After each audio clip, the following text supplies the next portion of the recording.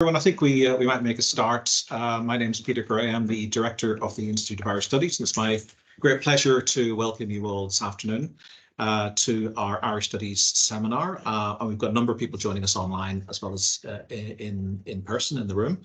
I'm absolutely delighted that our speaker today, Martin Doyle, could join us. Martin's got a very busy schedule at the moment, as he's doing many things promoting his new book, which we'll be talking about today. He's got an interview with the BBC later this afternoon, and then there's a formal book launch of the book at the Linen Hall Library later this afternoon, 6 p.m. So I mean, if you hear more from Martin, it'll be a second opportunity.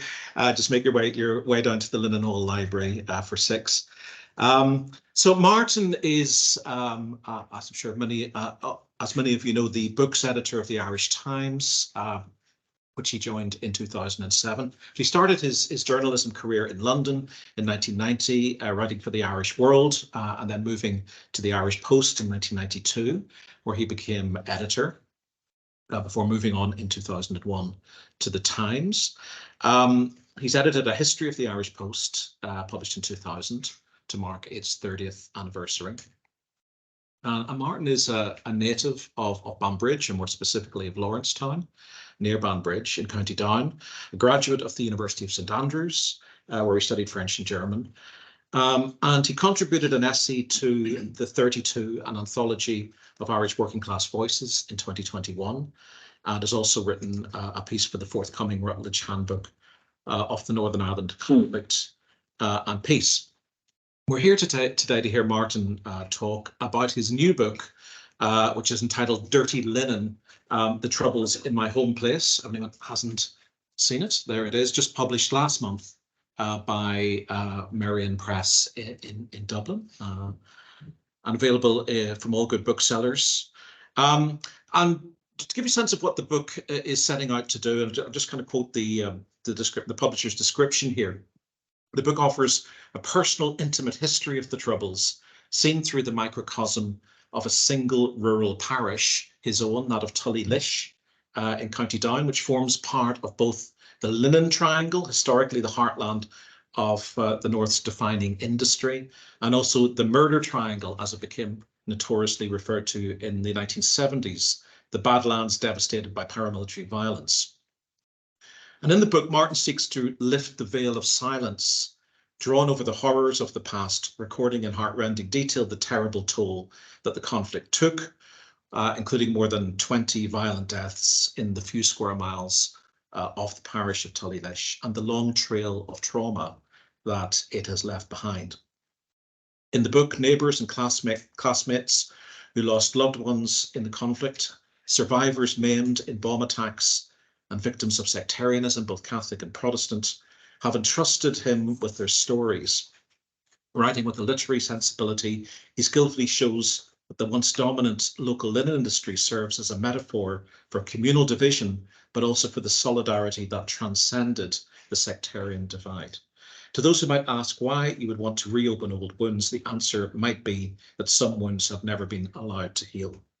I've spent the last week reading Martin's book and found it's an incredibly humane book in terms of his nuanced and deeply engaged conversations with survivors and the families of survivors and victims, which are interweaved in the book with his own personal experience growing up.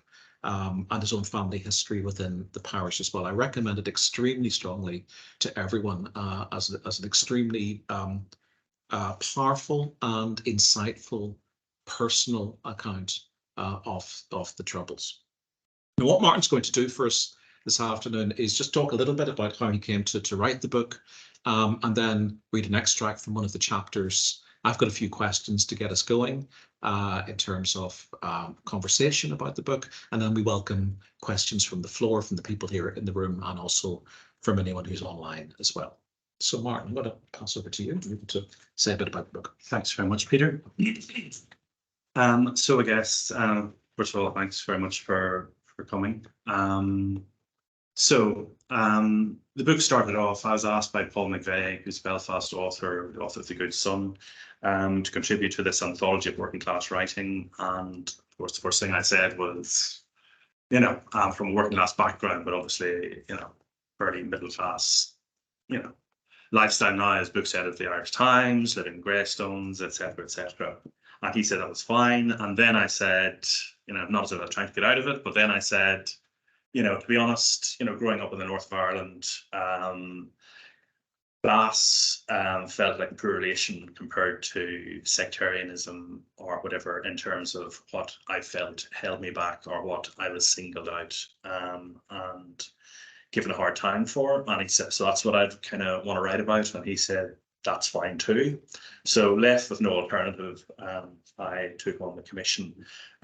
So I wrote about, and the essay, the original essay was also called Dirty Linen. And the reason for that was my grandfather in 1920 was put out of work as a Catholic, along with all the Catholics along the River Bann, which is the heartland of the linen industry, after a number of murders, one political and one not political, just an armed robbery. But it was used as an excuse to kind of give the local Catholic community the kind of the ultimatum: either denounce Sinn Féin, sort of, you know, pledge loyalty to king and country, or you'll be expelled from the workplace. So most Catholics chose not to do so and were expelled. My grandfather went back to the family farm in Rostrevor. His sister emigrated to America, and they never saw each other again. So that's just, in one family, that's just an example of, you know, the effect of sectarianism or whatever. And then I made the link to the modern troubles. I was at school with a fellow called Michael Feeney, and his brother Pat was shot dead in another linen mill in Liddell's in Donaghcloney, which is actually on the Lagan rather than the Band, also in the parish. And Pat was shot dead. He was set up by a colleague who, this was in 1989 when I was at university in St Andrews. And the colleague said to him on the way out, "Now, Pat, see you tomorrow." And Pat said, "See you tomorrow." And the guy did that, knowing that, you know, a UVF gang was coming later that night to murder Pat, who was one of the most harmless people you can imagine, as becomes clear in the book. So Dirty Linen kind of, you know, connecting two events in linen factories decades apart. And also Dirty Linen because it's kind of, you know, talking out of school. It's kind of washing your dirty linen in public. It's saying things that maybe don't get said or don't get said enough.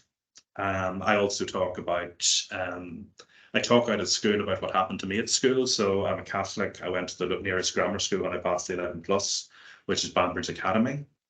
And suffered, you know, regular commonplace sort of sectarian abuse. Basically, I say in the book, 10% of the pupils were Catholic. It wasn't mixed, it wasn't integrated, it was diluted orange. And that was my experience of being there. I'd say 10% of the pupils were sectarian, and 80% more or less were not, but were not anti-sectarian. They weren't, in the modern phrase, allies. So you just had to sort of suck it up and get on with it. It's funny, somebody asked me at another launch the other day, why didn't you just leave? And, you know, why should I? Like me and my three siblings, we all got a good education there. I went to St Andrews, as did my sister.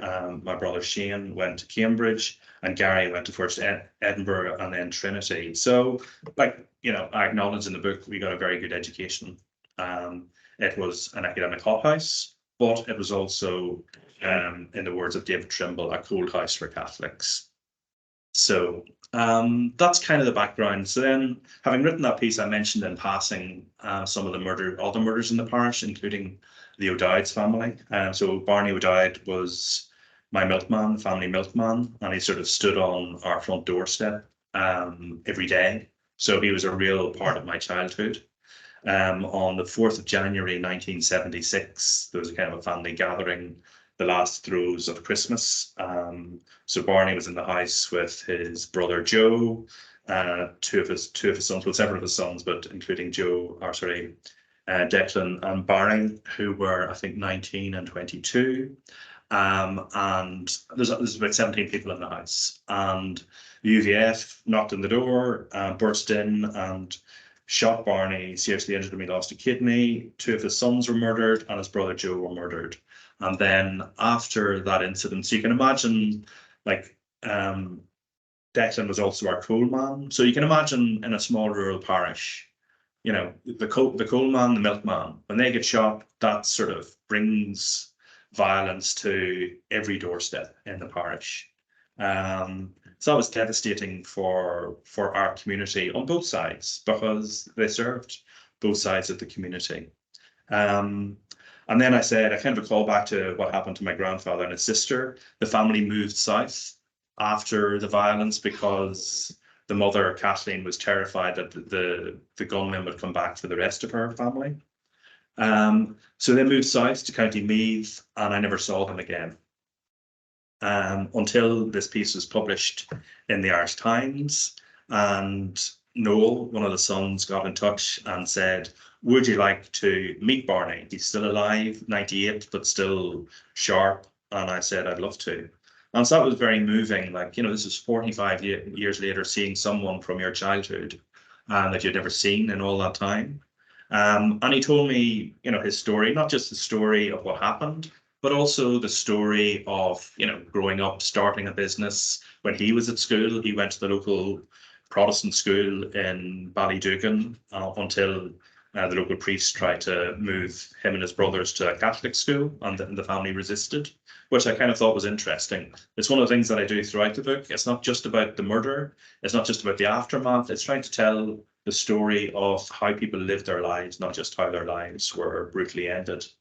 But anyway, the thing that really got me about Barney's story was when Kathleen, his wife, died, the rest of the family sat down and talked, and they decided that they were going to rebury the brothers beside their mother in County Meath. And the thing that really got me was the fact that they decided they would personally exhume their brothers' bodies and rebury them in the south. And like that, to me, was almost unthinkable. I could understand it. It was such an act of love, but also it spoke to me about the trauma of the Troubles, which isn't something that happened to them in 1976. It's something that they live with every day of their lives. And so I wrote that story with their permission, obviously, in the Irish Times. It was an essay called A Ghost Estate and an Empty Grave. And at the end of that essay, I wrote two timelines. One was the timeline of everybody else that was killed with those weapons. And that is the story of the Glenanne gang, which was loyalist paramilitaries in collusion with corrupt members of the security forces, including Robin Jackson, who also lived in Donegal in the parish. But the other timeline was everybody who was killed, who died a violent death in the parish of Tullalish, my parish, during the Troubles. So starting with 3 British soldiers who were blown up in an ex-internees abandoned house in Bleary, just a mile from the O'Dowd's farmhouse, all the way up to a local councillor, the longest serving councillor in Banbridge Council, who died in 1997 of a heart attack during a hoax loyalist bomb scare at the height of the Drumcree dispute. So side by side, I've got Catholics, Protestant civilians, an RUC man, a Territorial Army soldier, part-time soldier, 3 British soldiers, Catholic civilians, Protestant civilians. And so, like, it's one of those things that sort of irks me somewhat on Twitter or on social media. You've got these accounts on this day, the IRA, whatever, which to my mind perpetuate a one-sided attitude towards the Troubles, what them did to us ones or whatever. And that's not how I see the Troubles. I see the Troubles as a terrible period in our history, in which every death is to be mourned and deserves, you know, equal attention. So that's the gist. Thank you, Martin. And you're going to read for us? Sure. Yeah, and then we'll look at the questions. So, like I said, like there's a lot of like, so basically the book is interviewing relatives of victims, but it's also a few survivors themselves, survivors of bomb attacks, a woman who was blinded in a no warning IRA bomb in Banbridge, and so forth. So, but this, I thought, given that I'm at Queen's today, it's also my story. So I thought I've actually spent a year at Queen's, so I thought I'd read a little bit of it, and to give, you know, a bit of a flavour of the times as well, or my own story. So this chapter is entitled Delinquent Juvenilia. I was a slow learner when it came to realizing that the best thing for me to do was to leave the North. I had started studying French and German at Queen's University Belfast in October 1985. On the 15th of November that year, Margaret Thatcher and Gareth Fitzgerald had signed the Anglo-Irish Agreement, resulting in a wave of unionist protests and increased tension. Belfast was not buzzing back then, it was ticking. I attended a talk by an SDLP politician held inappropriately in the Catholic student chaplaincy. As I entered, after walking from my home off the Lisburn Road, I looked over my shoulder, worried about more than my street cred. Only 4 other students had turned up. Surveying this, the politician, instead of turning the lecture into a seminar by offering to buy us all a drink, turned tail. Political activism at Queen's was a dangerous business. Edgar Graham, a 29-year-old law lecturer and a rising star in the Ulster Unionist Party, was murdered by the IRA, shot dead outside the university library on the 7th of December 1983, 2 years before I matriculated.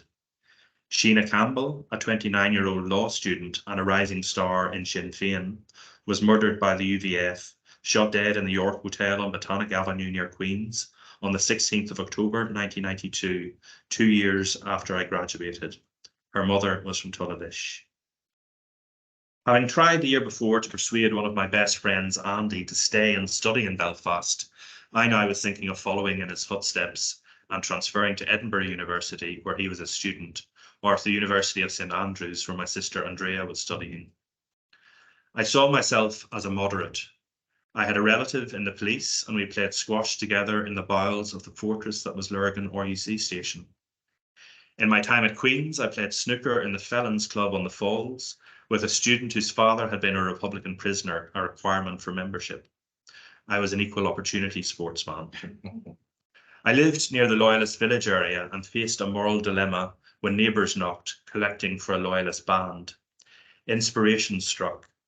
Law student doesn't even understand decimal currency, they must have said when they emptied their tin. That's a callback to an episode earlier in the book. I used to collect my grandparents' washing, and usually my grandmother would pay me for my trouble, a couple of shillings, but Granda sometimes was there, and he was a good bit older and a lot tighter. So I came home with a very crestfallen face and a 2p coin and said to my mother, I don't think Granda understands decimal currency. It's here, I must admit, that I used to write poems or songs or a misconceived combination of the two, which I shall christen pongs. I wish I had kept a diary instead, but there you go. Most are truly terrible, delinquent juvenilia. 1 or 2, though, at least capture something of how I felt at the time. A summer or 2 later, a friend recorded himself singing this, accompanying himself on the guitar, with the accidental sound effect of someone ringing the doorbell in the middle of it. And it wasn't bad, honestly. Staring through a slit in the curtains, wondering if it's curtains for me, hearing a crash or loud voices outside, but there's no place to hide behind the settee. Walking down rundown streets, wanting to run down rundown streets, almost embarrassed to be always alert, wary of a slowing car. The heat of the day clouds my mind, gets in my way, stops me from sleeping, then poisons my dreams. A drought of tears is all that keeps me from weeping. A draught of fear sends me creeping into my jeans. And I guess I'm just an unpicked victim, waiting in the wings, an unselected statistic, hoping that peace is what tomorrow brings. When I did transfer to study in St Andrews, I attended a creative writing class with the poet Douglas Dunn, who commented on the musicality of my work and compared it, not necessarily favourably, to bagpipe music by Louis MacNeice. When Thomas McCarthy mentioned in his book Poetry, Memory and the Party, Journals 1974 to 2014, that he'd met Dunn and found him rather depressed, I must admit checking whether the date coincided with my time in his writing class. My upbringing, my class background, has not completely defined me, but it certainly colours how I perceive the world and understand society. Our sky was lower, our horizons closer. Our first and only family holiday abroad was to Brittany by boat just before my 16th birthday. That said, we were lucky in that Daddy's parents live near Courtown, the County Wexford seaside resort, and bonus points, my Aunt Kathleen owned a chip shop, meaning free chips. To replicate that buzz as an adult, you'd need to be a gambler in Vegas. At the time, alienation was the buzzword to describe how Catholics felt in a gerrymandered state designed to deny them their rights and identity. I felt the buzz of recognition when I read how Stephen Ray admired the appropriate disrespect his fellow Queen's student Eamon McCann had shown to the authorities in the late 1960s. But I never succumbed to the nihilistic extreme of nationalism that was happy for our gutters to run red while only our rivers ran free. The peace process when it started felt miraculous. The Troubles were all I had known. Only the Christmas ceasefires gave an annual inkling of a life free of fear and horror. The Good Friday Agreement felt like a monumental compromise, endorsed by former extremists on both sides, leaving the reactionary naysayers of the DUP isolated. In time, even they would come on board, but in embracing Brexit, they helped dismantle the European Union framework that provided a common European home for rival national identities. There must be no border between the North and Britain, they insist, except hypocritically on social issues such as abortion. The prospect of a return to violence appalls me. Equally, the rise of the middle ground and a more pluralist society and the rejection of the old binaries of religious and national identity give me hope.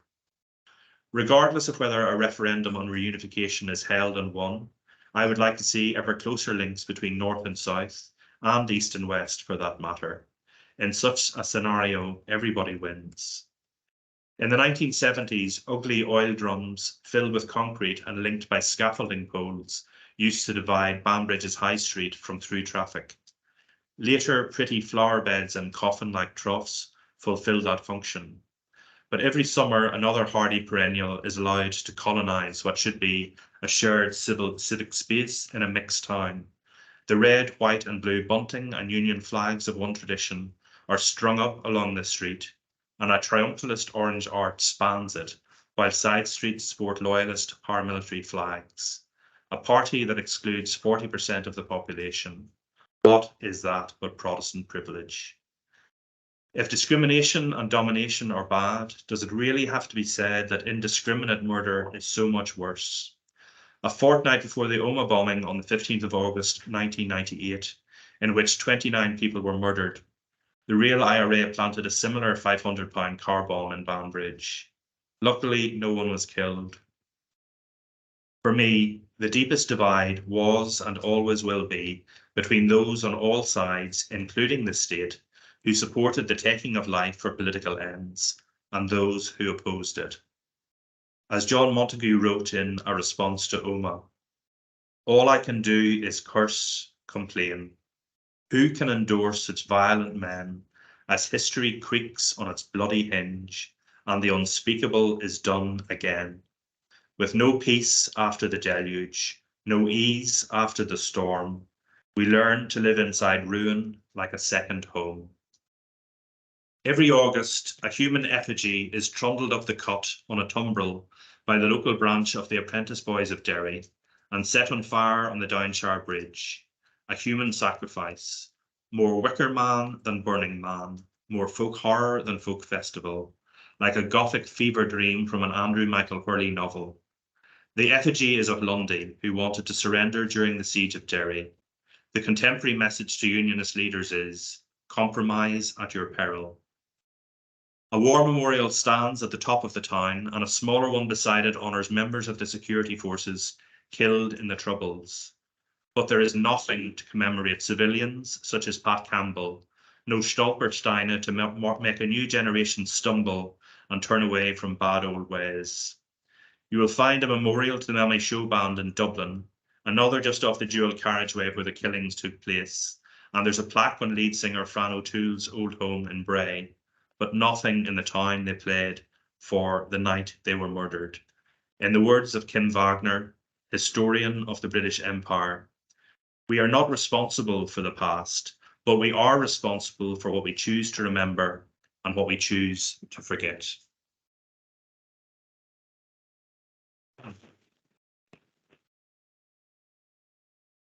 Martin, if I could start perhaps just picking up on that last point you made there, the absence of shared sites of memory, of memorialization relating to the Troubles. You mentioned several places in your book, the 1999 book, Lost Lives, edited by David McKittrick et al., which does attempt to create that kind of inclusive, it often be described as a site of memory, but very much inclusive, a place where everyone can go and see all the deaths from whatever causation and from whatever background reflected in one place. Do you see your own book as in some ways trying to do something similar, to create a site of memory, which is inclusive, but obviously much more local in its focus, but also more intimate in its extensive conversations with survivors and victims? Lost Lives is a huge influence. It was a resource, but it was also, you know, in part an inspiration. So yeah, I'm zooming in on one parish and giving a lot more detail than it would be possible, was possible in Lost Lives. There is another book, Susan McKay's Burn, Mind These Dead, which is I think a John Hewitt quotation, which is maybe somewhere in between. Susan, I think, is trying to tell the story of the Troubles, the entire Troubles, through, you know, a more detailed look at particular murders and how families were affected by it. Mine is very much zooming in on just one parish. There are other works that, like, I think Silent Testimony, the series of artworks by Colin Davidson, does, you know, something similar in another medium, and there is a crossover with my book, because so Silent Testimony is a series of portraits of victims of the Troubles, as in relatives of people who were killed, or in the case of Margaret Yeaman, she was an estate agent in Banbridge, and she was blinded in a no-warning IRA bomb in 1982, in which an 11-year-old child pupil, Alan McCrum, was murdered, waiting for a lift home. And sorry, lost my thread.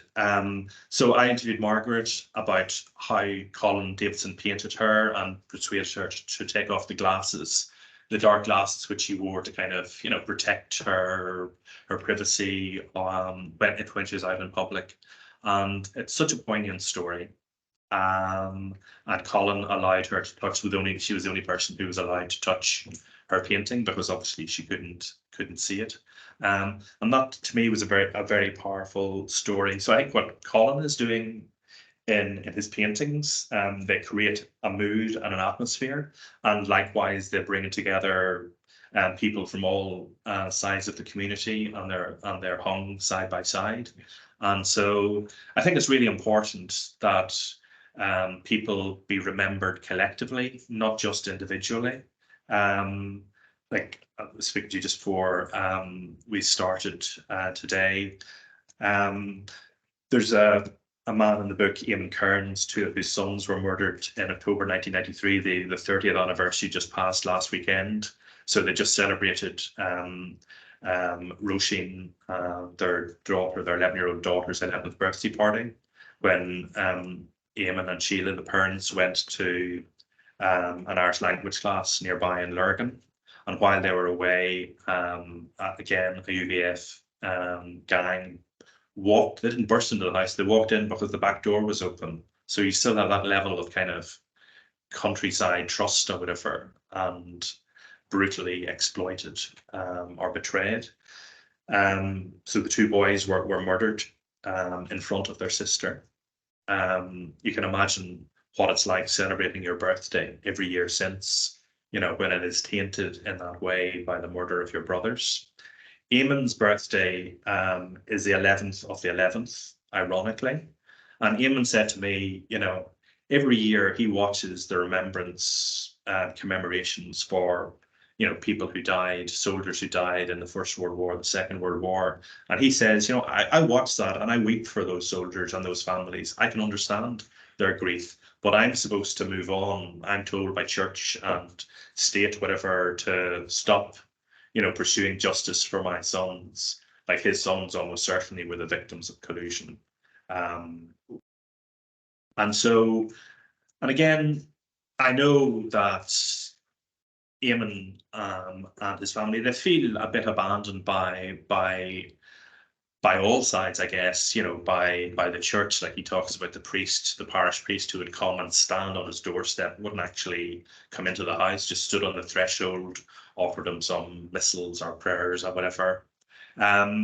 Everyone turns up to a funeral. In Catholic tradition, there's a month's mind. So a month after the death, there's a service. There'll be a big crowd at that. The first anniversary, not so many. And as years go on, I imagine, I know it dwindles to just immediate family and closest friends. So there is a sense of isolation, I think, for victims and victims' families. You know, we have, you know, a commemoration for the dead of the First World War and the Second World War, but we don't have a collective commemoration for the victims of the Troubles. And I think that's something that needs to be addressed. I think they deserve their day. I was talking to somebody recently, actually, and they said that there is a campaign for some kind of a national day of mourning or whatever. Now, I can see from practical terms, you know, there's not going to be much desire for a bank holiday on the 11th of November, but I think there's a suggestion that there might be one in the summer. And I think that would be a very positive thing. I think it would be something that would unite all sides of the community. Like you had the recent disgraceful legacy bill corralled through by the British government. And I remember being, you know, moved myself by the DUP MP Jim Shannon weeping in the House of Commons at the outrageousness of the denial of justice to victims and their families. So I think that is something that all sides could come together around. In the section of your book where you talk about Margaret Yeaman and Colin Davidson's Simon Tesfaye, also bringing Effie McWilliams' Belfast Women sculpture. Yes. And throughout the book, there are references, obviously, to works of creative writing as well. I mean, do you think art has a role, both in terms of addressing the trauma of individuals and perhaps appealing society as a whole? I think so. Like, obviously, you know, I bring different things to this book. I bring, you know, my local knowledge or connections, you know, in terms of getting access to the families that I talk to in the book. You know, my day job or, you know, my career has been, you know, largely writing about the arts or whatever. And they've certainly taught me a lot, like fiction and non-fiction. But let's you know, look at, say, Louise Kennedy's Trespasses or Jan Carson's The Raptures or The Firestarters. You know, these can teach us things about the Troubles as well, about history, about society. And I'd say poetry, you know, like there's a lot of darkness in the book. So, like, you know, I'll be honest and sort of say I included poetry not just because it kind of it can tell a story, like the John Montague poem about Oma that I read there, but also it kind of, you know, it brings threads of beauty or whatever to, you know, what can be quite a dark narrative. So it's funny though, I was zooming in, if you bring out a book, you suddenly become interested in bookshops more than you might otherwise. And I was zooming in to sort of see where the nearest bookshops were to Tullalish. And I thought, great, there's one in Bleary. Didn't know that. And of course, I zoomed closer in and it's an evangelical bookshop. And then I started looking all over the north, and there's loads of Bible shops and Christian bookstores. So if I'd known that, I might have put in a few more psalms and a few less poems. But there you go. So throughout the book, you're interweaving. I mean, as you just summed up for us in the extract you read, you're interweaving your own personal memoir with very forensic accounts of these atrocities, episodes of atrocity, and their aftermath, and then these deeply moving interviews with survivors and relatives of victims. This must take a toll on you as a writer and as an individual, because you are taking a lot of trauma onto yourself through these interviews with people who have been so deeply hurt over such a long period of time. I mean, how has writing this book affected you personally, do you think? I think, you know, the other thread, I guess, that I bring to this is that, you know, I suffered my own bereavement. My wife passed away 10 years ago next month of cancer. And obviously that's a different type of trauma to our of bereavement rather, than the complicated grief of violent death. But still, it made me dwell a lot on how you remember the lost loved one, whatever, like how you preserve memories. Like I mentioned in the book how in the early days, there's quite a lot of suppressing goes on just to kind of get through. But then over time, it becomes very important to kind of actually, almost dig irrigation channels or whatever to kind of preserve memories and whatever. So I think I brought, an empathy, like, you shouldn't need to kind of have lost a loved one yourselves to kind of dwell on the terrible loss that your neighbours have suffered. But, I'm just saying it kind of sharpens the focus and, you do understand, at a much deeper level what they must have gone through. So I guess, it was a kind of at one level, it was an exercise in displacement activity. I was kind of writing about, my own loss or understanding, the depth of loss or whatever by talking to my neighbours about what they had experienced.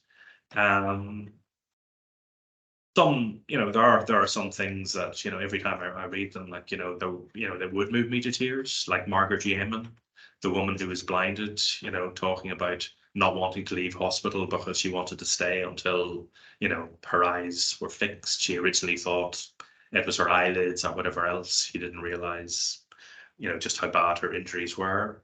That's pretty devastating. And then having to sort of, or wanting to eat by herself in the kitchen rather than in front of people because she felt very self-conscious, without her sight. That's devastating to kind of dwell on that. And then, sorry, there's another person, Donna Campbell, her story about, I think she was 10, when she witnessed her father's murder. He was shot dead, the first victim of Robin Jackson, who became a serial killer, supposedly in the pay of the state. Like that makes for extremely complicated grief if like her mother, who opened the door to Robin Jackson, identified him in an ID parade, and yet still that wasn't good enough to secure a conviction.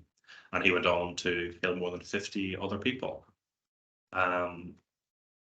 But like her story is, she was called from her bedroom just at the end of the hall, and her father was lying there surrounded by glass. And her mum says, hold your daddy's head, keep him still, don't let him get cut. And she's saying, or she's thinking, but there's this massive hole or whatever in his chest. That's pretty devastating. And then there's this story that she tells, like, she's talking, like, people are really honest about, what they will tell you, and they're happy to share. And she was, suffering badly from depression. She had all her life, and she had never really associated it with, in her teenage years, she hadn't really associated with what had happened to her dad. But there was this episode with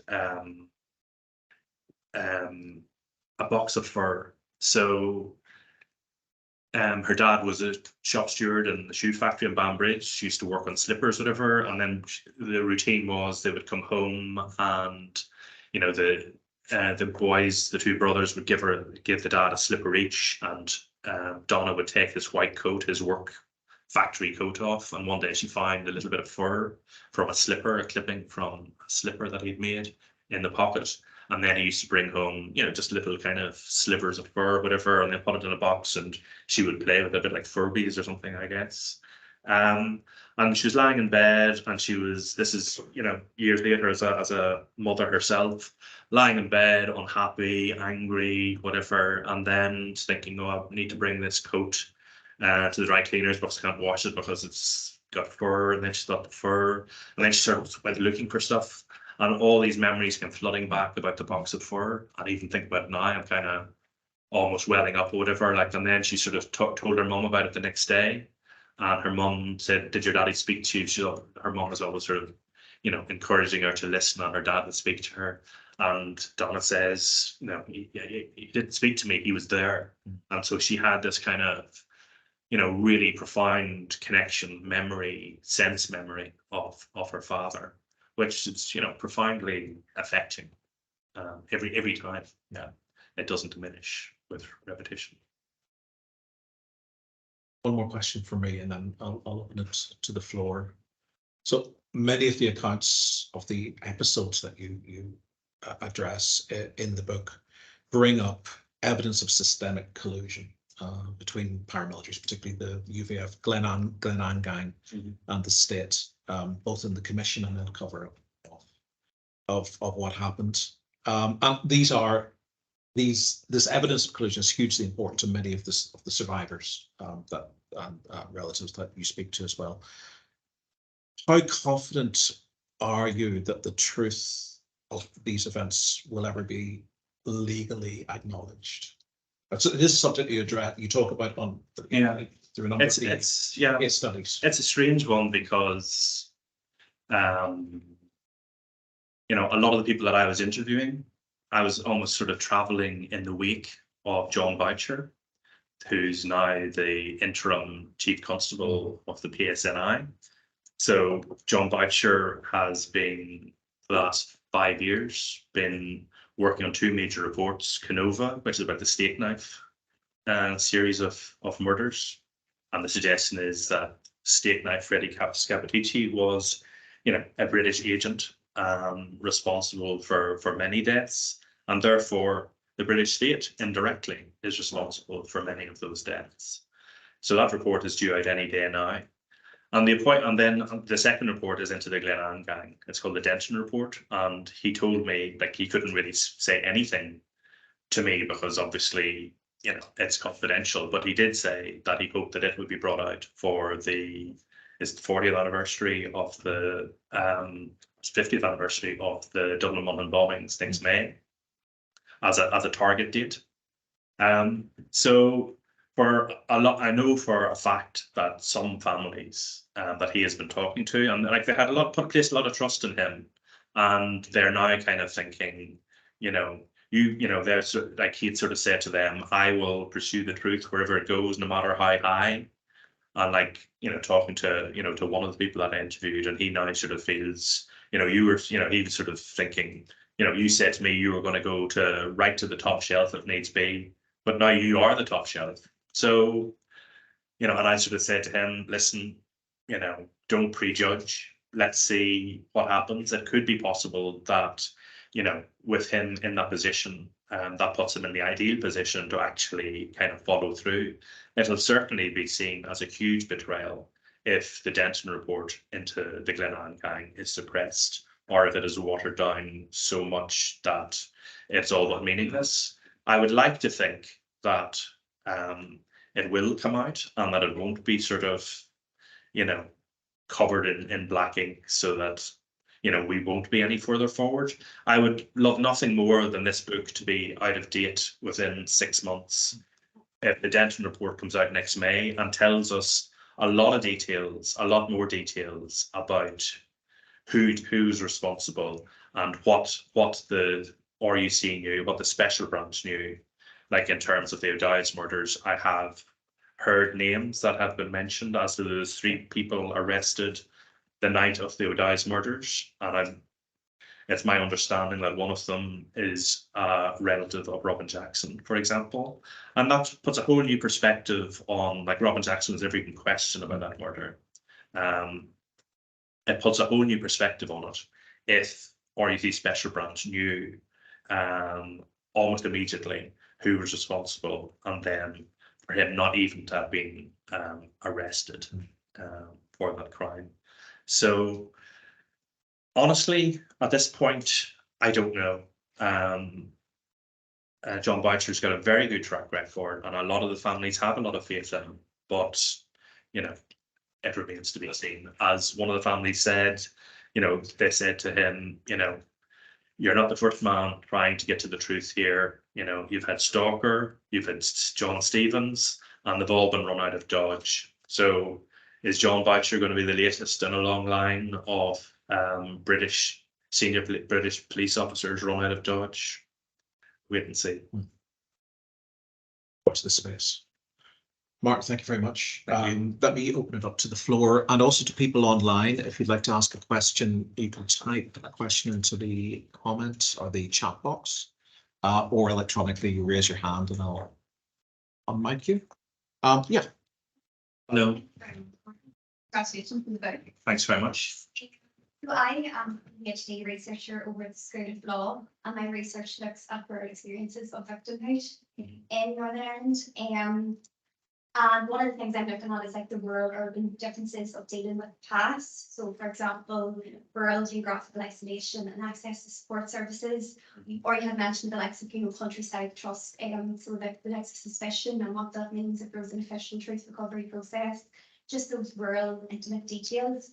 I wonder if you have any perspectives on this from your own lived experience with your parish or with your interviews. I guess there's there is a lot of it in the book, the O'Dowds and the Kearnses, they live within the Slopes is a back road in Leary, Ballydugan.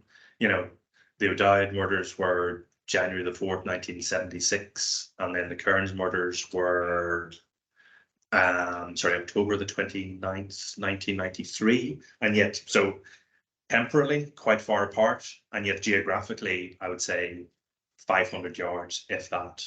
And in both of the cases they feel very strongly that they strongly suspect local involvement, certainly local knowledge. Like the O'Dowds, Noel brought me to the old abandoned farmhouse. That's something that will stay with me forever. I sort of make the point that there's this is going off to the side, whatever, but I think it should be in Cultraw.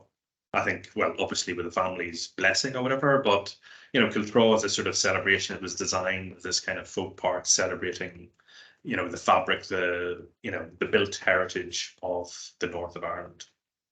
And there's a weaver's cottage from my parish. There's a watchtower, like the Linen Watchtower from my parish. And I think there's actually the old Catholic church from Drumcree, of all places, just outside the parish. And I kind of think, let's have a murder house in Cultraw. Let's have the abandoned O'Dowd's farmhouse in Cultraw, because that's part of our history, an all too large a part of our history. But so the O'Dowd's is down this kind of it's a back road to begin with, and then it's down this long laneway. You can't even see it from the road. It's like kind of a dog leg kind of farm lane. So, you'd really have to know it was there. And they say, and the people didn't come down. The killers, the dog didn't bark. They didn't hear a car. They think the killers came across fields down a sort of back lane.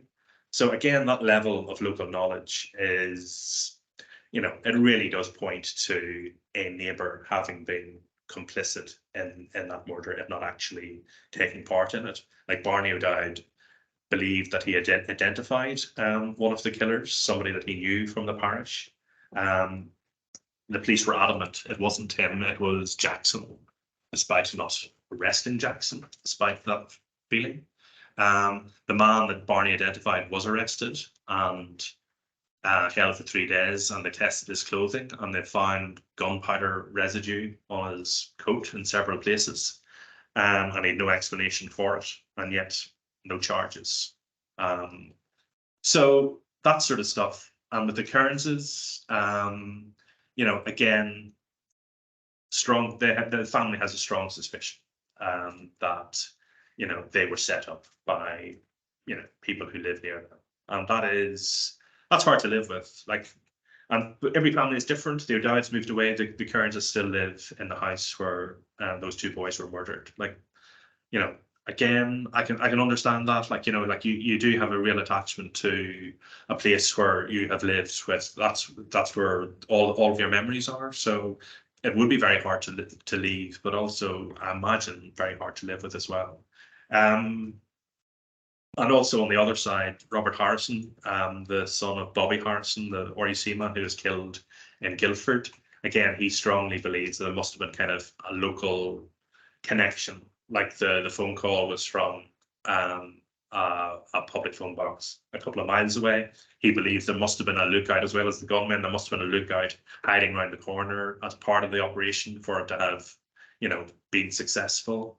So that that's painful. Like even after his father's murder, his mother's those graffiti spread by local youths on the cars and the fence of the family home and Robert's wife's family home, both in the same estate, and local people were convicted of that. Like that's hard to live with. And not only have you suffered violent bereavement, but you know you're not even allowed to kind of grieve in peace. You're being kind of taunted by your neighbours. So you know, there's all too many examples of it. I think the difference maybe like urban areas in Belfast were, you know, traditionally quite segregated with peace lines and so forth, whereas, you know, the ban is sort of perceived as a kind of a fault line, or used to be in the north. You know, west of the ban, more Catholic, more agricultural, east of the ban, more industrial, predominantly Protestant. But we lived along the ban, and along the ban, people lived cheek by jowl. Like RUC men lived in housing estates where, you know, a significant number of local Catholics lived and felt safe to do so.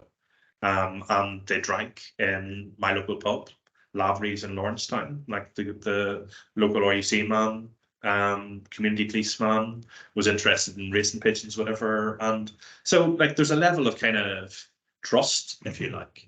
And yet the suspect in the O'Dowd's case, he was arrested and found gunpowder residue, lived in the same estate. So, thank you. A question from Cathal McLaughlin, who's online. So given the risk of re-traumatization when someone recounts their story, how did you address this, if and when it arose? The first thing is I approach people, you know, very discreetly. Either, you know, I knew them personally or my parents knew them personally, and, you know, asked them, you know, were they willing to talk? Would they be happy to talk about it? In a couple of instances, the answer came back, and very touchingly, they sort of said they're really sorry, but it was too painful, like nothing to apologize for. And I absolutely, you know, I wasn't sort of, you know, knocking on anybody's door, cold calling anyone. So if, you know, if people didn't want to talk, I absolutely didn't kind of pursue it. I found another way of telling the story. So in the case of Joe Fagan, the first person from the parish to die violently, he was killed at the Newry Customs Post bomb along with 7 others, including the 3 IRA bombers whose bomb went off prematurely. So Joe Fagan's family, the 2 that I sort of approached didn't feel able to talk about it. So my colleague at the Irish Times, Simon Carswell, had interviewed the other lorry driver who was killed in the same explosion. Joe Fagan was a lorry driver. And so she agreed to talk. She'd already spoken to Simon about it, and she agreed to speak to me about it. So I guess at one remove, I told the story of what happened to Joe Fagan by telling the story of what happened to Jack McCann, to Mary Casey's father, in the same bombing. When I interviewed Richard Beattie, whose father by the same name was killed 4 days before the O'Dowds in the Guildford pub bombing, I make the point that if you Google Guildford pub bombing, it doesn't bring you to 3 people who were murdered in Guildford in my parish, in 3 Protestant civilians in an ILA, no warning ILA bombing. But if you Google it, it brings you to the Guildford pub bombing in Surrey. So again, that to me is a really strong example of erasure. 3 human beings lost their lives. You can imagine the ripples of harm and trauma caused by that. And yet the Google algorithm erases them from history. They're, you know, even if you put in their details, it leads you elsewhere. So for what? For nothing. So I talked to Richard, and he said to me that he had never even spoken to his family before.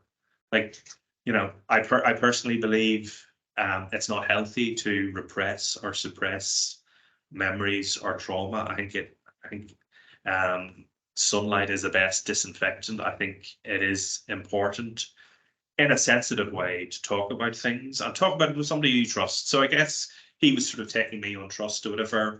I guess part of my story was the fact that I had been bereaved, as I said, not violently bereaved, but I had my own personal experience of that and receiving counselling and so forth. So I guess I was coming from a place of care, and also sort of and believing that talking is a good thing to do as opposed to repressing memories. So there were a couple of moments where he sort of it was actually talking about his mother's death, not his father who had died violently, but when his mother died, I think that triggered something profound.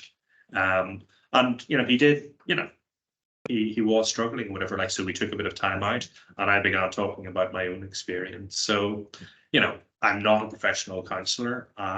So, people might think, you are sort of stumbling your way through somebody else's trauma, but it didn't really feel like that. It honestly didn't. And I kind of think, Robert Harrison, whose dad, the RE seaman Bobby Harrison, died. I was inviting him to the launch, and he felt he wasn't able to come because his wife, who I'd also met when I interviewed him, had recently died a few months ago. And we had this exchange about, we both lost our wives or whatever. Like, so I thought that was actually, very, very moving or whatever, that, we have this connection or this bond of trust or whatever that, I'd say politically we are quite far apart, but in terms of, human experience or whatever, there is a genuine empathy there. Okay. Yes, Bryce. Your book sounds wonderful, Martin. I look forward very much to reading it. Thanks. A couple of points of information before the question. There is already a Victims' Day in Northern Ireland, supposedly the 21st of June, but not many victims groups or other organisations really, celebrate it or take advantage of it. But it has potential for being that kind of Victims' Day, which the Spanish, for example, have in relation to massive problem. And in relation to John Boucher, he's gone on record already to say that the Operation Noble report, which, as you say, is due out very soon, has been through the security clearance, and not a word of what he wrote has been altered by those authorities. So that gives us some hope that the Operation Denton report will be the same. But I wonder, and you've asked some critical remarks about the Legacy Act. Did you ask the survivors of the killings that you talked about what it was they really wanted today, and was there a strong preference for justice over information, or did you think that they'd be satisfied if they learned a lot more about why their loved one was killed and who might have been involved, even though that person gets immunity for prosecution under the Legacy Act? Did they express a preference either way? I don't think I really got into that level of detail with many or any of them. And like, the truth is that, how much time would anybody serve if they were, convicted now? Almost no time. So I think what they do want is truth, the truth. And I think, it's like I sort of say, these wounds have never been allowed to heal because they've been contaminated. I think that's particularly the case where there is the suspicion or even the evidence of collusion. So, I think, honestly, I hope my book helps, but I'd be humble enough to sort of say that I think the John Boucher report, if it delivers, would make an awful lot more difference to those families affected by it. Just to kind of know the truth and have some acknowledgement that the state did play a part, maybe for thinking it was doing the right thing in the bigger picture or whatever. But frankly, I struggle to understand how running informers who are involved in murders, and the Finucane murder, like, there's something absurd, like over 100 people involved in his murder were in some way agents of the state. Like, what were they preventing? Because so much went ahead. it's beyond my comprehension. Peter? You went to St Andrews, and then did I hear correctly that you were editor of the Irish Post? Yes. So presumably you've spent a lot of your life outside Northern, like your adult life. Yes. And how might that have either helped? Because I can understand people leaving here and kind of turning them back. I mean, so how might a certain amount of distance allowed you? I know you, of course, got family connections. That how might living outside here allowed you to do something like this? Or alternatively, your attitudes, presumably you lived in England therefore if you're at Irish Post. Yeah, I graduated in 1990 from St Andrews and moved to London that October. I joined the Irish World and where was it then? Dulles Hill, no, Wilson High Road. And then Irish and Britain News, which was Brentford, and then Irish Post, Hayes Middlesex, and then Hammersmith. You know, I guess I didn't live in the north. I didn't return to the north, but by working in Irish journalism for, like, I spent 9 years working for, more than 9 years, guts of 11 years working for Irish newspapers in London. So I was very plugged into, you know, both the arts. You know, I was arts editor, but then I was deputy editor. So I was interviewed Mark McGuinness, Jerry Adams, David Irvin, David Trimble, John Cushnan. You know, so a lot of politicians. I was, you know, I was involved in, you know, I guess a lot of the stuff around the peace process or whatever, which was fascinating to me, but also interviewing people like, you know, Owen McNamee when Resurrection Man came out.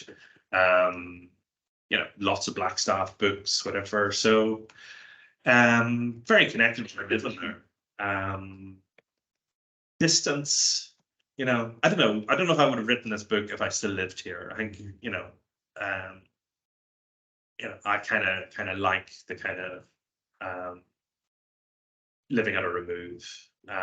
So it's a funny area, and I kind of made it. I think there's quite a connection between the experience of being, you know, an Irish person from the north and being an Irish person living in Britain. I think both are kind of outgroups. Like now I'm kind of, you know, you could say at the heart of the Southern establishment, books editor of the Irish Times. But I still see, you know, I think there is a, you know, from the mainstream of the Irish nation, if you like, is the South. The North is a bit of a, Irish people in the North, they're a bit of an outgroup. And I think the Irish in Britain, the diaspora generally, are a bit of an outgroup. And so that's one kind of big connection for me. And the other one is the IRS campaign of violence had a devastating effect on, well, on the whole community in the North, but like certainly I think the Catholic population in the North, the civilian population suffered disproportionately as a result. And I think the Irish in Britain also suffered significantly. They became a suspect community. In other words, I think Paddy Hilliard wrote a book. And that was my experience to a degree as well. Like, you know, there was a lot of harassment and just general hostility as well. So living at a remove, I still sort of felt, you know, quite a strong connection. I thought there was kind of parallels between the two experiences. Yes. Mine is actually slightly related to that question about geography and positioning, and it's about, and maybe we're better able to answer this after you've done your tour of the north of the Lindenall Library and so on, but it's about the reception of the book in the South, because it must be interesting, because there's been all this stuff recently about the Stowe Festival and the controversy there, and Patrick Keelty of the Northerner taking over the Late Show. And I guess I'm just wondering if any of that has surfaced in the reception of your book so far. You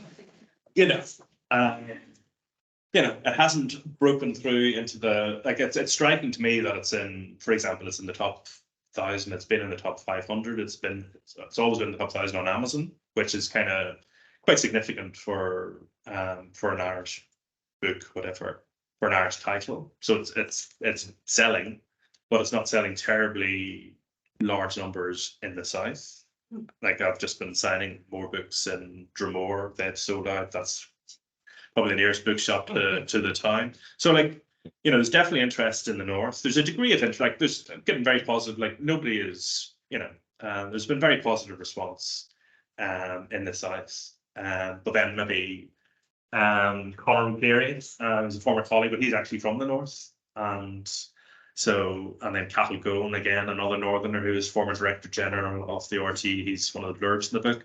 So, you know, I'd say there, you know, I do know as a book editor of the Irish Times, you know, you'd be kind of thinking twice before you'd have 2 lead reviews in the section about the North.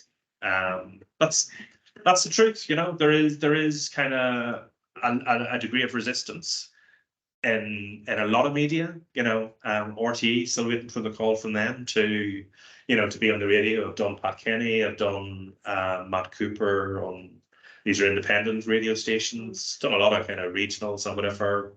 As yet, nothing from RTE. So, you know, there is a resistance. Like, you know, it's well known that there was, you know, a strong sort of cabal in the Southern media, very hostile to Northern nationalism, never mind republicanism.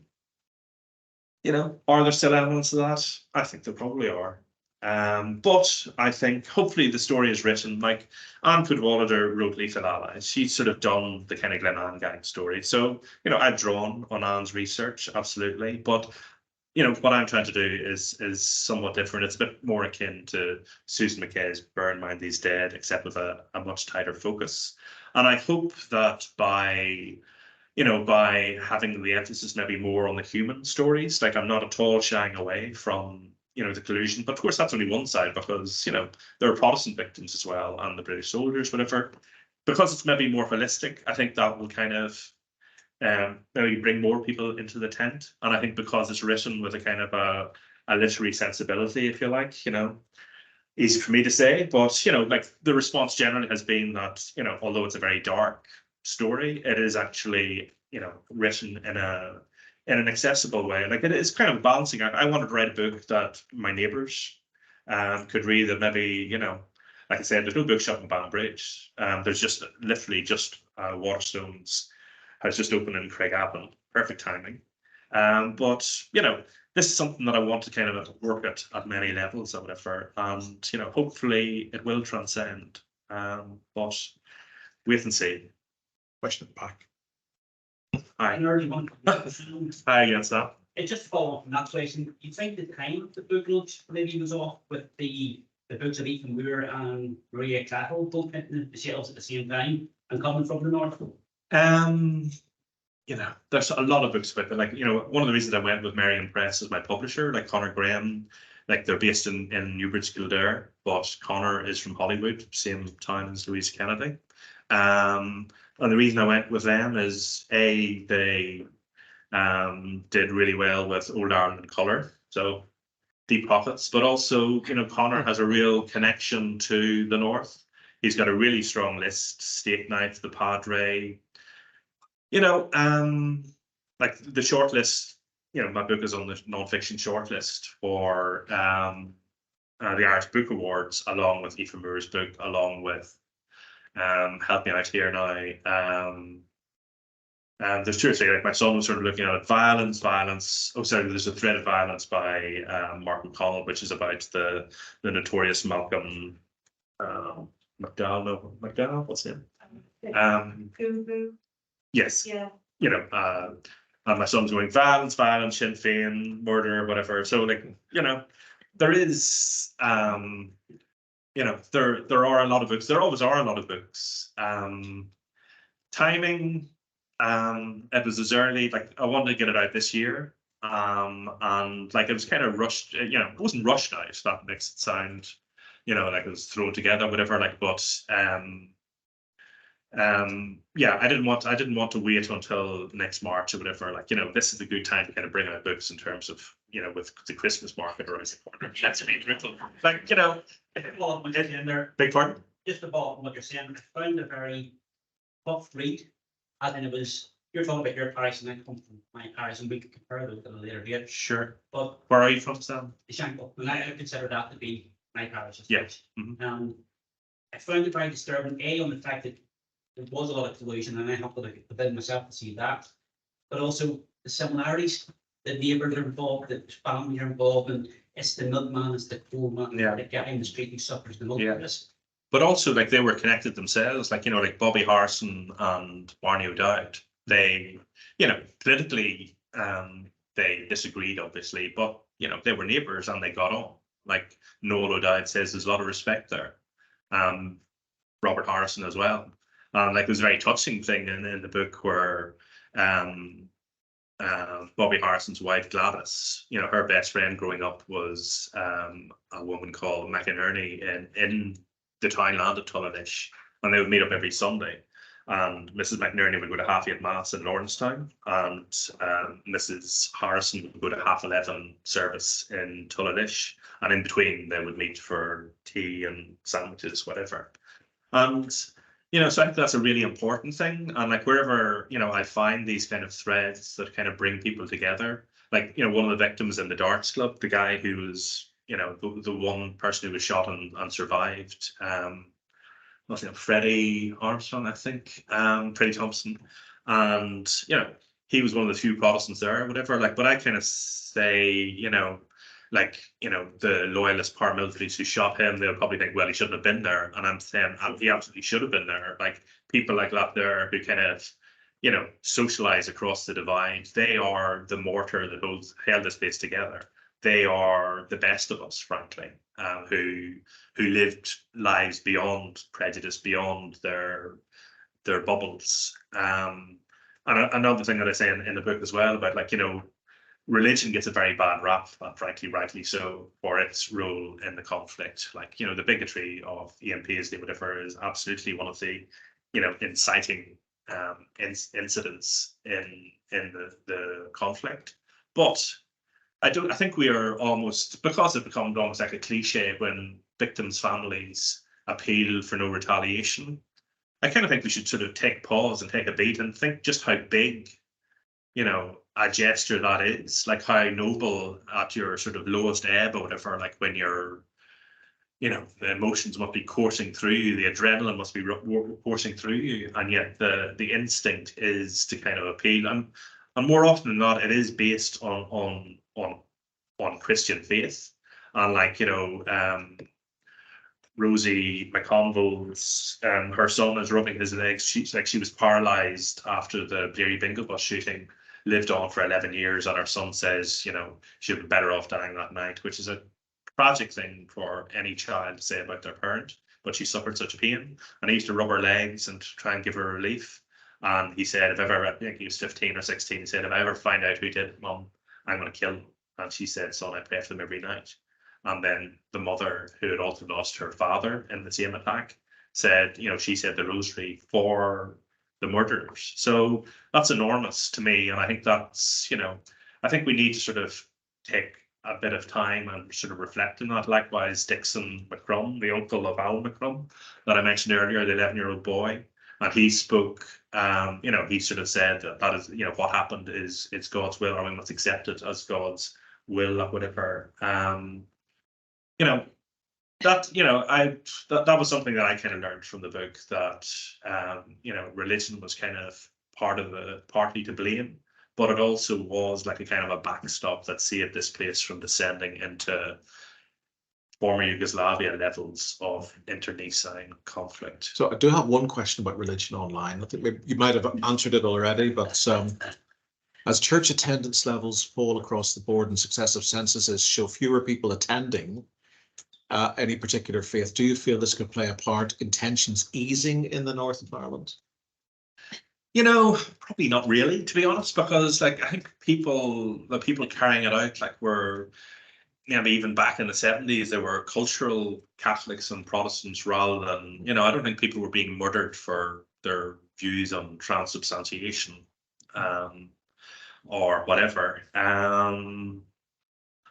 You know, I think it's, you know, it's a you know, people's, you know, people who turned to violence did so for kind of I think my understanding is a kind of a complex mix of, you know, it wasn't so much to do with faith as just sort of like maybe a faith-based or identity, but it was kind of like a mixture of, you know, identifying as Irish or British as well as Catholic or Protestant, whatever. So, you know, I don't know how many of these people sort of, like, I think there were a few that were devoutly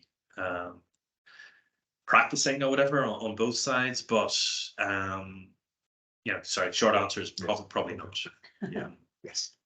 Yes, I haven't read the book yet, Martin, but I need to do so. Thanks. It's a local history, I suppose you could say. Yeah. How conscious were you, I suppose, in the broader spectrum of the history of Ireland, and particularly as part of Ireland, of the sort of the intimate nature of communities and the divisions within communities and how they develop, how this sort of this period fitted in with the rest? I mean, you talked about the 1920s and stuff as well. So, Yeah. You see it as a continuum, or what? Yeah, there definitely are threads, and not just 1920. Like the prologue to the book goes back to 1641. And I don't know if it means anything, but I was struck by the fact that, before Pat Campbell was shot dead, there was a raid on a massive raid on a UDR armory on the 23rd of October.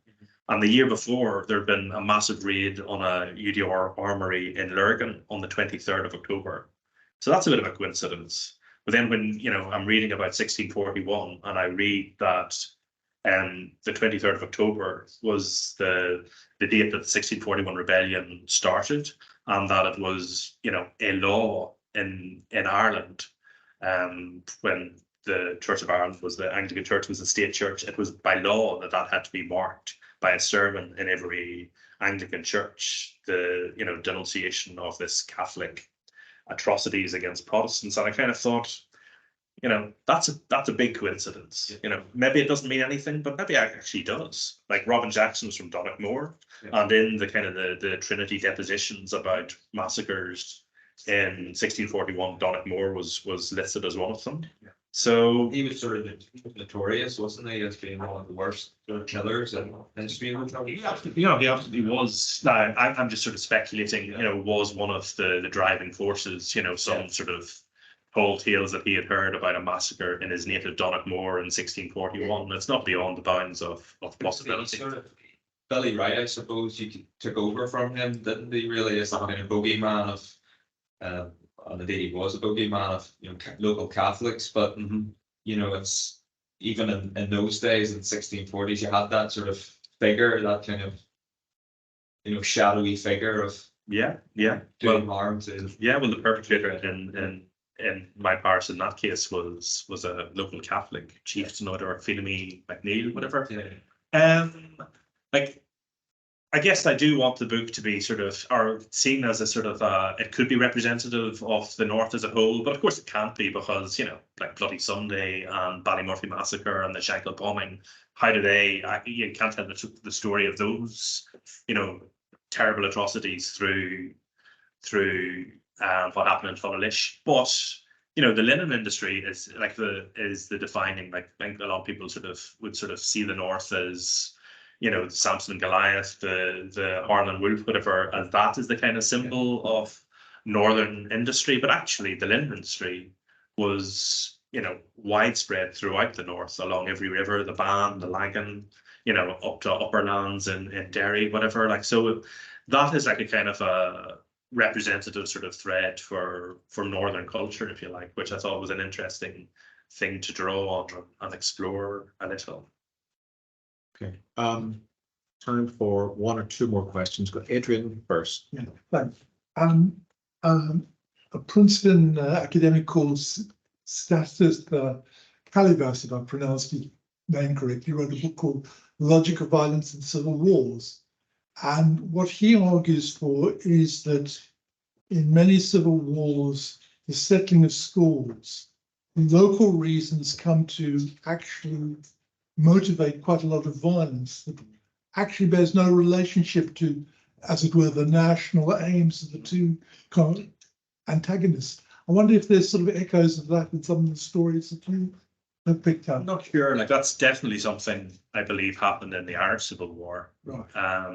A lot of big houses were burnt or whatever. I think that was opportunistic. I think there was, a bit of land grabbing going on in terms of maybe driving out Protestant landowners in the South, whatever, not necessarily for sectarian reasons, but purely sort of opportunism to kind of, seize on weakness or whatever to build an estate. And I think on the even internecine violence in the Irish Civil War between pro-treaty and anti-treaty IRA. Like there absolutely, there is evidence, there are examples of, people being, finger or identified by their neighbours as a traitor or whatever else, purely for, for personal spite or again for local advantage. In the north, who knows? Like, again, with some of these murders, like, what was the instigating factor? Why them rather than somebody else? Like often, like there was sort of resentment about, say, Catholics who were doing well. Like quite often they'd be maybe a publican because, if you're discriminated against in the civil service and maybe industry and whatever, how do you kind of, get on in life? Well, maybe, you open a pub and, you make a success that way, whatever, like, and, like it really struck me in the book, say, James McCartan, who was an All-Ireland winning footballer for Down. Like, if he was from Kerry, that would be a license to print money, having a pub, whereas he was from Donaghcloney. So it was a nightmare for him. He was persecuted by local loyalists, whatever, planted bombs, issued threats, used to put black flowers on the windscreens of locals who went there, warning them off. So like there definitely was. So the O'Dowds, were they targeted because they were, relatively prosperous local Catholics, or was it because they were members of the SDLP? Who knows? But like certainly one thing you can say is that the result is radicalization. One relative went on to join the IRA, and another, relative went on to become a Sinn Féin supporter, and in fact a Sinn Féin minister. So one last question from the back. Martin. I'm looking forward to reading your book. I haven't got it yet, but I'm from Banbridge. Oh wow! Okay. Well done. My condolences. Yeah. But really, what I kind of wanted to ask was, I suppose, as someone that's from there and who's grown up there. Well, for me, I have been struck by how little I recognised from what you were saying. Right. I didn't even know who it was. A one with Guildford in the pub, and it's 5 minutes away from my house. So I suppose my question is, what do you think the appetite is maybe in our area or our town to kind of commemorate what's happened, talk about it, and what's your experience being launching the book in Drumore? I think you were to be at Epic for them as well.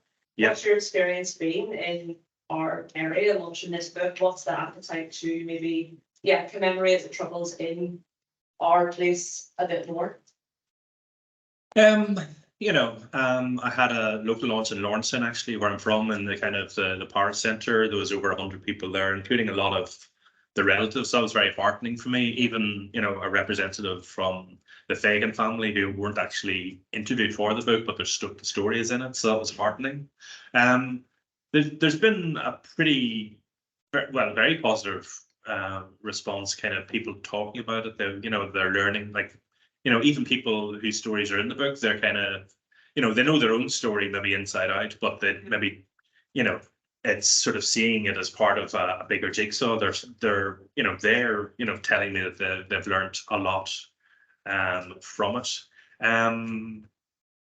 I think there is a level of resistance maybe to some of the stuff. Like, I guess I thought long and hard for, including the Paula Jordan story. So she's a Catholic from Lawrencetown who's principal of a special needs school in Dungannon, but she went to Banbridge Academy a few years above me. And I tell the story of how our headmaster, Frank Dorman, deliberately tried to sabotage her university career by giving her a terrible reference. So, I've, at least 2 of his sons were at the school. One was the year above me in my sister's year. Another one was in my cousin Michael and Damien's year. So, I can imagine, they mightn't be best pleased or whatever, like, but I kind of think, it's an important story. Like, I think there is, the history of the conflict is not the history of the IRA turning a civil rights movement into a insurrection or an attempt to foment revolution. That's part of it, but it's also a story of, you know, sectarianism that's been an undercurrent, if not a riptide, in the history of this place since the plantation, is the truth. And I think it's a spectrum, and it starts with sectarian slurs and whatever, which I endured at the academy, and it spans all the way to the activities of Billy Wright and Robin Jackson. I think that's maybe a painful thing for people to contemplate, certainly to accept. The hostility I've got, you know, I got one sort of message from a guy that was a few years above me at school, unsolicited, sort of saying, you know, I'm from a mixed marriage, my parents are from a mixed marriage, I had lots of Catholic friends, I've never spoken to anybody who had anything to say about sectarianism at the academy. I looked at his profile, and the two people, you know, we share in common, they're both in my book. One of them's Paula Jordan. So talk to Paula, knock yourself out. We could go on. I'm sure there are many more questions, comments people would like to make, but I promised Martin that we'd finish by 3:30 so we can get away to the BBC to his next engagement. Don't worry, it's radio. So, thank you all very much for coming, whether you're online or in the room.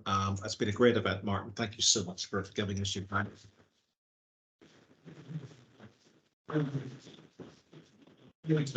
It's an important book and it's a great read. So if you haven't read it already, I really strongly recommend it. And as I say, available. No Alibis is the closest bookstore just around the corner on Botanic. I'm sure they'll have copies around there. Great. Thanks, Peter. Appreciate it. Thanks, everybody.